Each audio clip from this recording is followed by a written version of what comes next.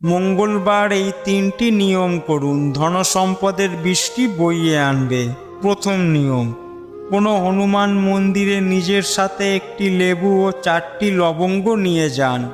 এরপর হনুমানজির সামনে লেবুর উপরে 4টি লবঙ্গ অর্পণ করুন, হনুমান মন্ত্রের জপ করুন এবং হনুমানজির কাছে সফলতার কামনা করুন এবং লেবুগুলো নিজের কাছে রেখে দিন। এর ফলে আপনার কাজে সফলতা পাওয়ার আশা যথেষ্ট বৃদ্ধি পাবে।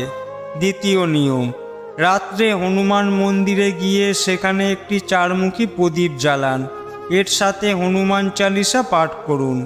এইভাবে প্রতিদিন করলে অনেক কঠিন সমস্যা সহজেই শেষ হয়ে যাবে। তৃতীয় নিয়ম, একটি নারকেল নিয়ে হনুমানজির মূর্তির সামনে নারকেলটিকে নিজের মাথার ওপর 7বার ঘুরিয়ে হনুমান চালিসা পাঠ করুন এবং হনুমানজির সামনে ভেঙে ফেলুন।